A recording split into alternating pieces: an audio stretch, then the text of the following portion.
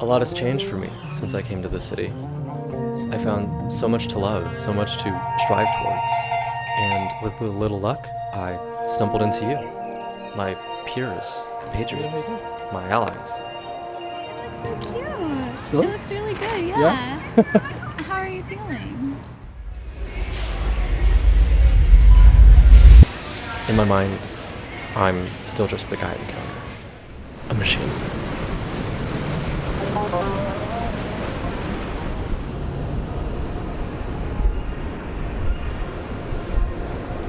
Maybe there's time to make a change for myself and others. But how? The hourglass doesn't turn on its own.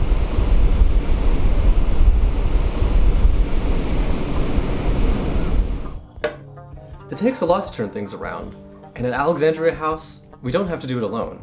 I've come to find that sisterhood and kinship are what enable us all to become dear neighbors. And while I don't know sisterhood too well myself, my friends at Alexandria House have helped me come to better understand how it looks at the shelter.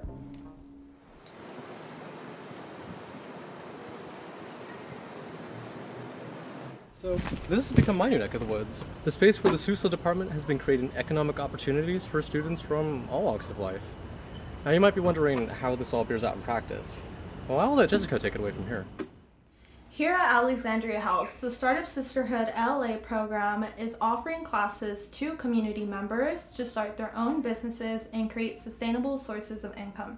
Since the start of the pandemic, we have successfully helped over 65 women launch their own businesses, creating financial independence and long-term success.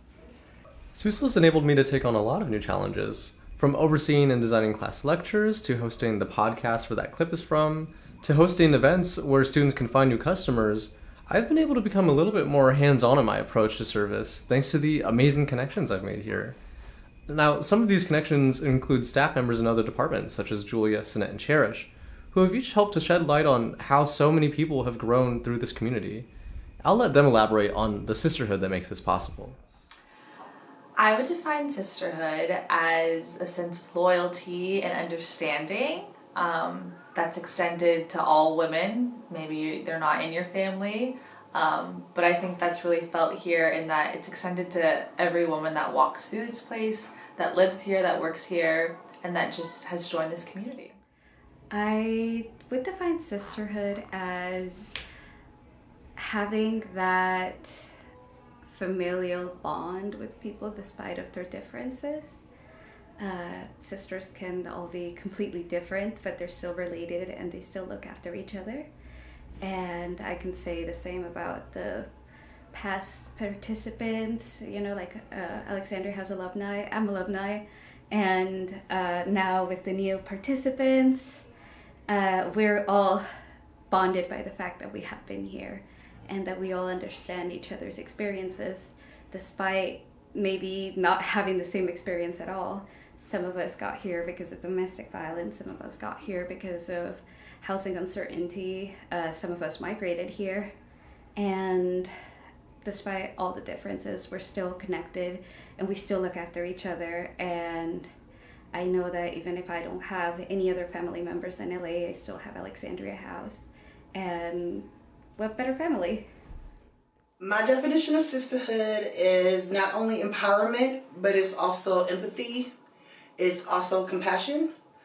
How I see it show up at Alexandria House is through the various people that work here and volunteers. They always come in willing and ready to help, regardless of the situation that is going on. I've found that this sisterhood extends beyond the shelter itself. My good pal Kira said it best while we performed outreach at a recent resource fair.